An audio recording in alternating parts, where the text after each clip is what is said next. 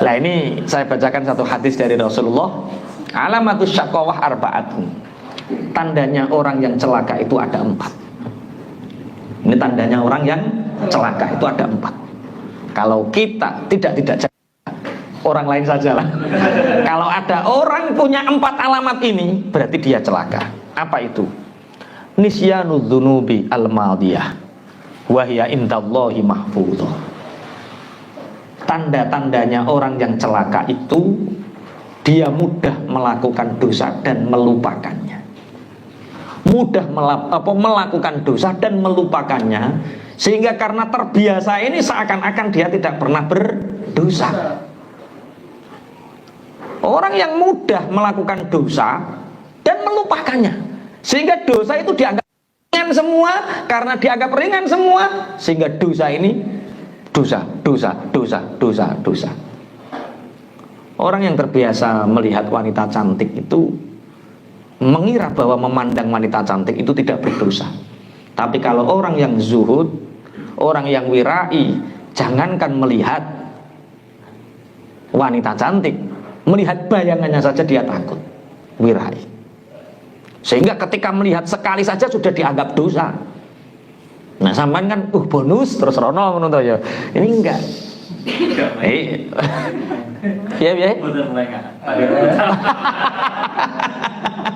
Ya ora usah melengah.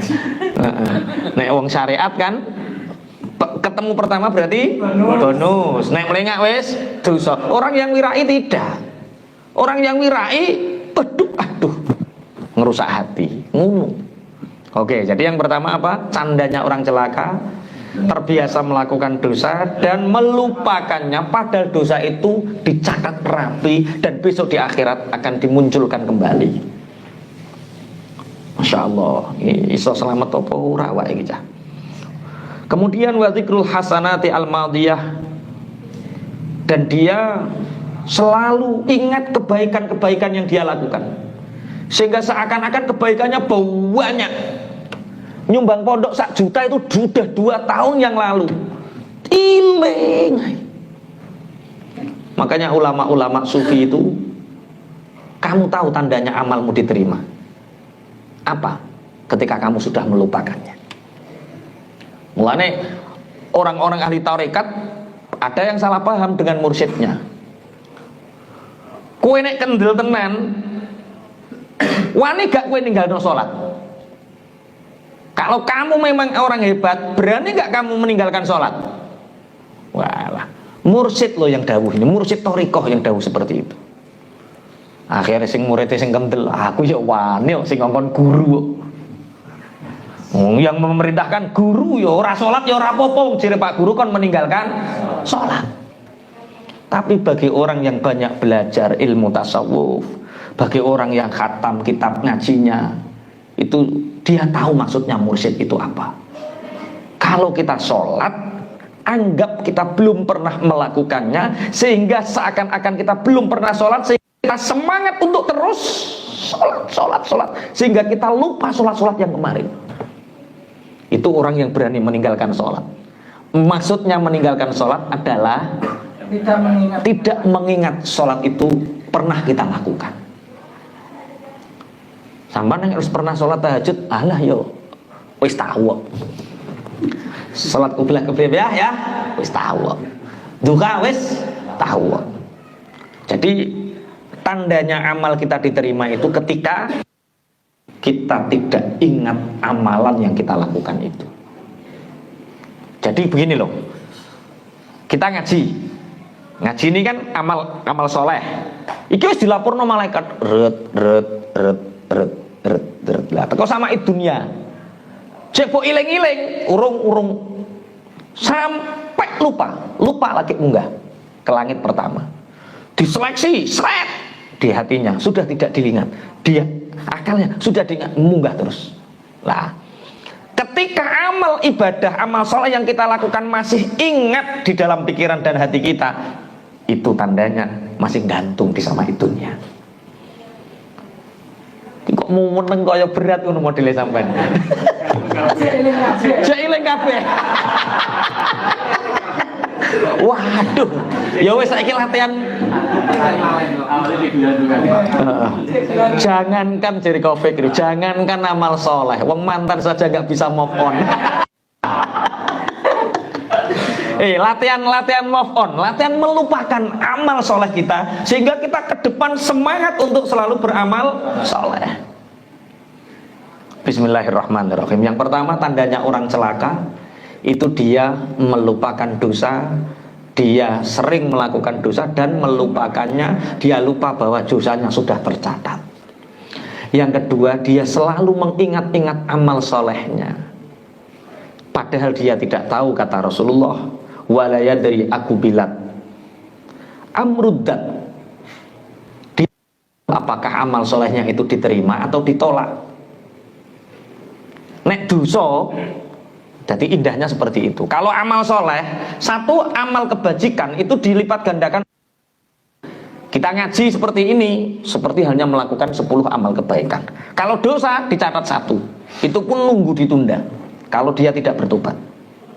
Berarti penak ya wong Islam ya, 1 langsung 10. Nek dosa siji tetep siji. Tapi pertanyaannya, nek dosa kan gak butuh ikhlas. Berarti langsung dicatat. Wong tidak perlu ikhlas. Tapi amal soleh ikhlas. Lali. Jadi berapa puluh atau ratus atau ribu amal kita yang masih gantung di sama itunya ini. Nunggu kita melupakan amal itu sampai digenggam karo malaikat. Yes. Wes lali saiki wes lali. Lali kok ngomong. Lah ya saiki wis lali kok ngomong iki. Malam udara gantung. 1000 amal yang kita lakukan jangan pernah merasa melakukannya. 1 kali dosa ingat sampai mati. Itu tandanya orang yang saat. Lagi sakowadise. Yang ketiga, tanda-tandanya orang celaka itu yang ketiga, wa nadruhu ila man fauqahu fid dunya. Kalau urusan dunia dia kelenggak. Kalau urusan dunia dia selalu melihat orang yang di atasnya. Motore sampean beat, tetangganya vario, harus vario. Harus vario.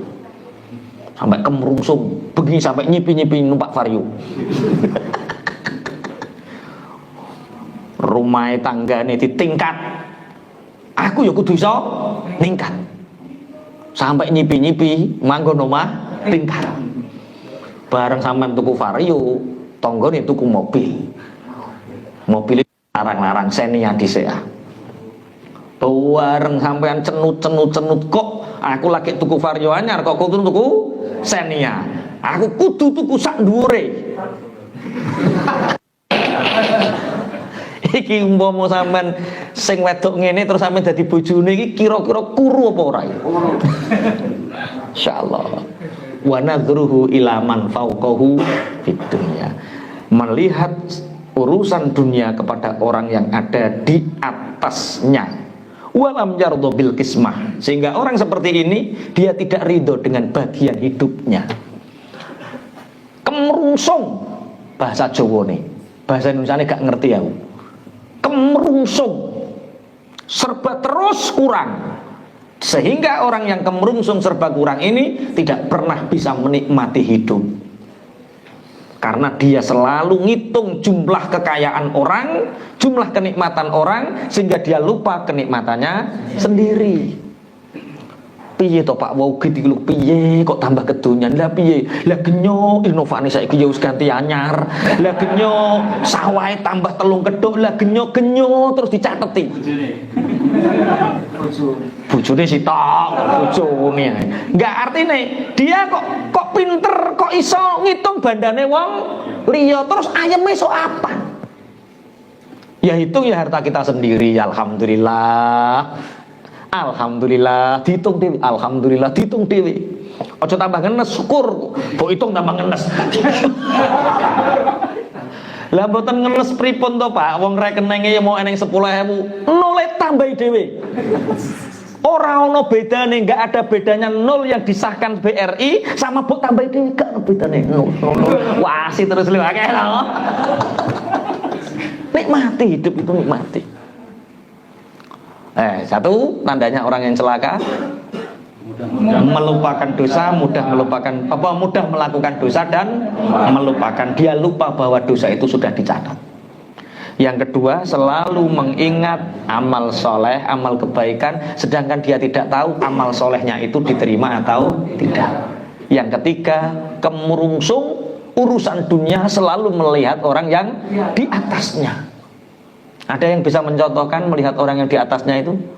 Piye Pak Ikram? Contohnya wong delok wong sak dhuwuri terus piye? Terlalu kurir amal. Oh, panjang angan-angan. Heeh. Seakan-akan selalu ingin melebihi dia. Oh lah, iku wis loro tenan ya wong ngono. Oh. Tulul amal, panjang angan-angan, muluk cita-cita, sehingga dia tidak pernah selesai dengan dirinya. Yang keempat, wa nadhruhu ila man tunahu fiddini, dan melihat urusan agama kepada orang yang ada di bawahnya. Masya Allah, kowe ngono ki nek salat yo jangkep to, jamaah gak. Alah, kono jangkep. Aku ora patek jangkep ya ora apa-apa. Lah kowe ora jangkep piye? Baturku tambah nemen. Mok sitok sedina.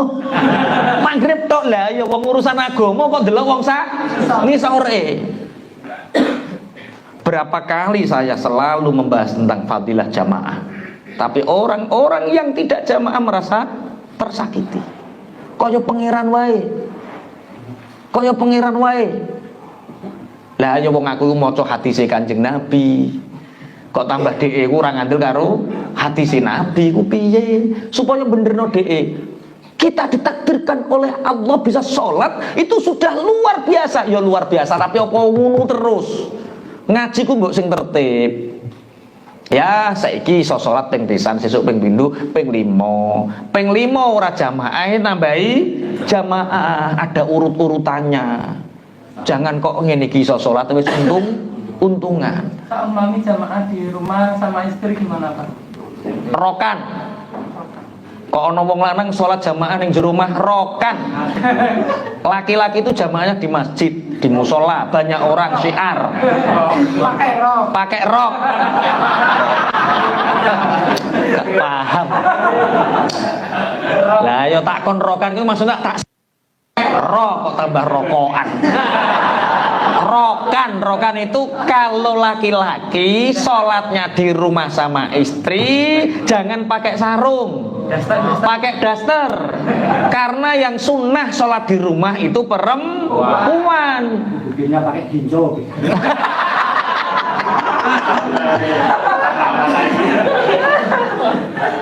Ora sah takok lebih abdul mana laki-laki sholat jamaah di rumah atau di masjid atau nek ibaratnya pondok yo di santrian.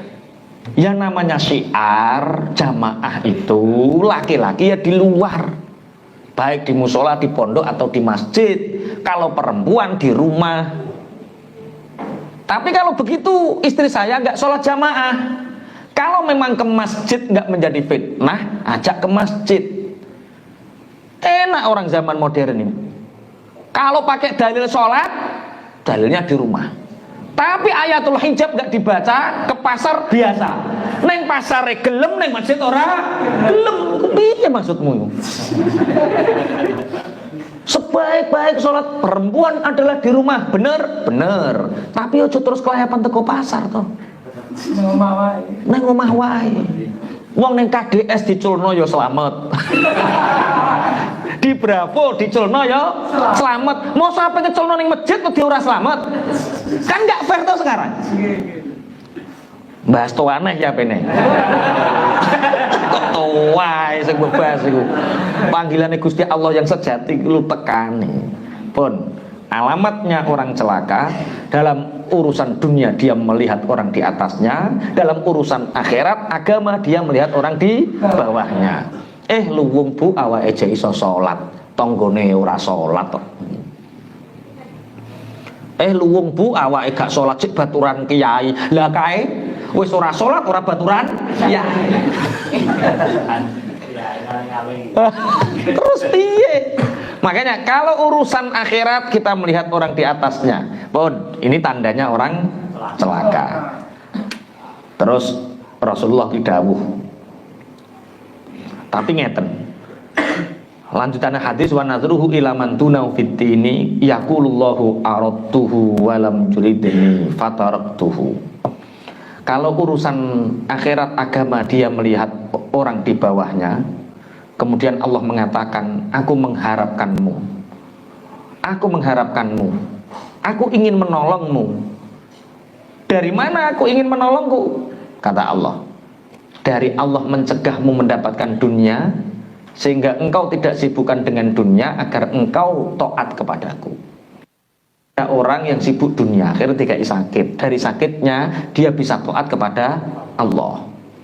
Ada orang yang sulit mencari pekerjaan, sehingga dalam kesulitannya itu dia tidak disibukkan oleh dunia, sehingga dia nyembah sama Allah, taat sama Allah. Mestinya seperti itu.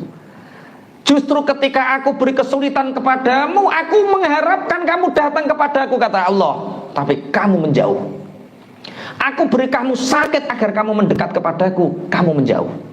Aku cegah kamu dari dunia, kamu menjauh. Karena kamu sudah tidak mengharapkan aku lagi, fataraktuhu, maka aku meninggalkannya. Dan orang yang paling celaka itu orang yang sudah ditinggalkan Allah. Kita boleh kehilangan apapun, tapi jangan sekali-kali kita kehilangan Allah. Dunia pasti meninggalkan kita, anak istri pasti meninggalkan kita, santri pasti meninggalkan kita. Yang tidak meninggalkan kita hanya Allah.